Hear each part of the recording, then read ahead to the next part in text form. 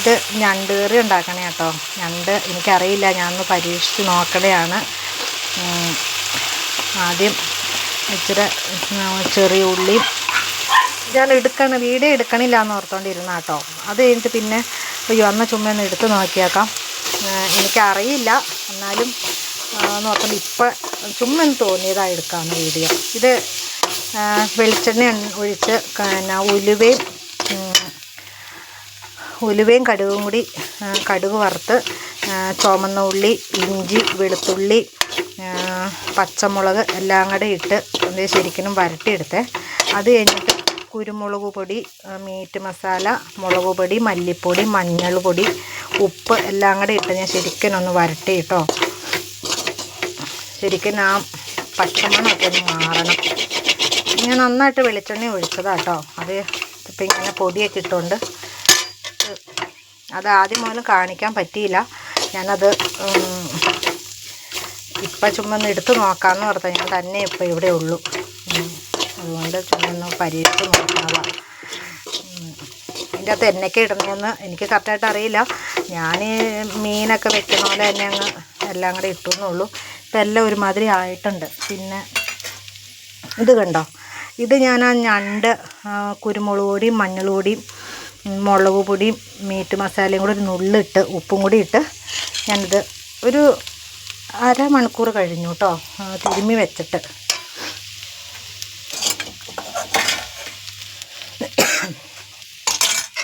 ഇതുണ്ട്, എല്ലാം കൂടെ ഇട്ട് ശരിക്കും ഒന്ന് ഇളക്കണം.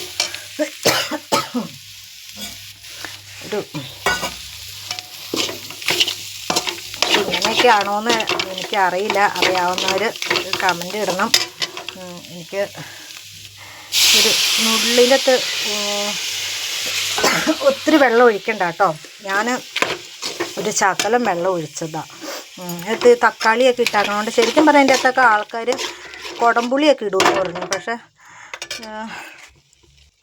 ഇതിൻ്റെ അകത്ത് കുടംപുളി ഇടും, അല്ലെങ്കിൽ ചെറുനാരങ്ങയുടെ നീരൊക്കെ ഒഴിക്കും കേട്ടോ. ഞാനതൊന്നും ചേർത്തില്ല. എന്നാന്ന് വെച്ചാൽ എനിക്കത് ഇഷ്ടമല്ല.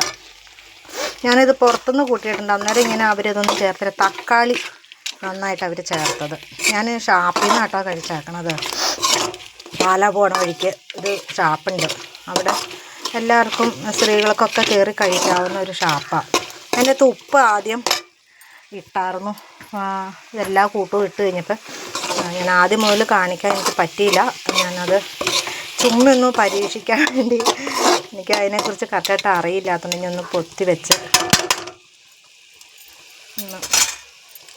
പൊത്തി വെച്ചൊന്ന് ഒരു ശകലം ഒന്ന് വേവട്ടെ. നമുക്കേ ഇതൊന്ന് തുറന്ന് നോക്കാം കേട്ടോ. എങ്ങനെയുണ്ട് സംഭവം? അടിപൊളി, നല്ല മണമൊക്കെ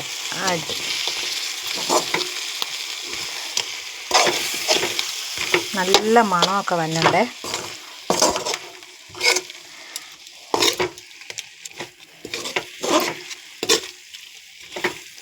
ഇച്ചിരോടെ ഒന്ന് റോസ്റ്റ് ആവാൻ വേണ്ടി ഇച്ചിരോടെ ഒന്ന് ഉണങ്ങാനുണ്ട്.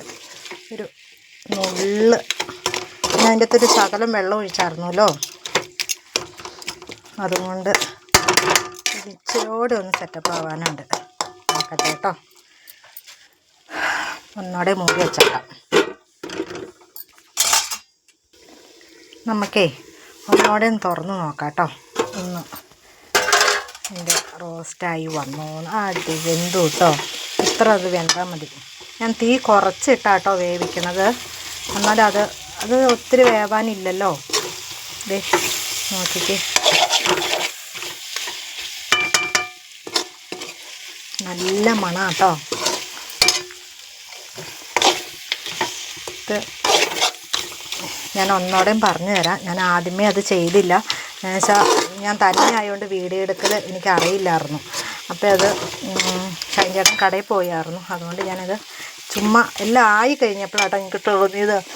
ഞാൻ ഒന്നോടെയും പറയാം. ഞാൻ വെളിച്ചെണ്ണ ഒഴിച്ചു, കടുക് ഇട്ടു, ഉലുവ ഇട്ടു.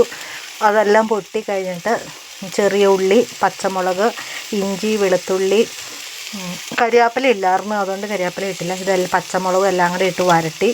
അത് കഴിഞ്ഞിട്ട് മുളക് പൊടി, മല്ലിപ്പൊടി, കുരുമുളക് പൊടി, മീറ്റ് മസാല ഒരു ശകലം ഇട്ടു.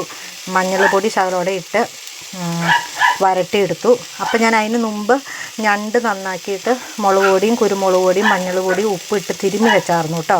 ഒരു 1/4 മണിക്കൂർ വെച്ചായിരുന്നു. എന്നിട്ടെല്ലാം കൂടെ ഇട്ട് ശകലം വെളിച്ചെണ്ണ പച്ചവെള്ളത്തോടെ ഒഴിച്ച് വേവിച്ചെടുത്തു. ഞാൻ തിന്നൊന്നും നോക്കണില്ല. ഇത് കണ്ടാൽ തന്നെ അറിയില്ലേ നല്ലതാണ്. ഇതിങ്ങനെയൊക്കെയാണോ ഉണ്ടാക്കണേന്ന് ഒന്ന് പറയണം കേട്ടോ. ഞാൻ ആദ്യമായിട്ട് ജീവിതത്തിൽ ഞണ്ട് കറി വെക്കണേ കേട്ടോ. ഇത് കണ്ടോ, സ്റ്റൗ കിടത്തട്ടെ. ഇത് കണ്ടോ, നല്ലതാണോ അല്ലേന്നൊന്ന് പറയണേ. ഇങ്ങനെയാണോന്നും കൂടി ഒന്ന് പറയണം കേട്ടോ. എനിക്കത് കറക്റ്റായിട്ട് അറിയില്ലല്ലോ എല്ലാം വെച്ചിട്ട്. ഓക്കേ.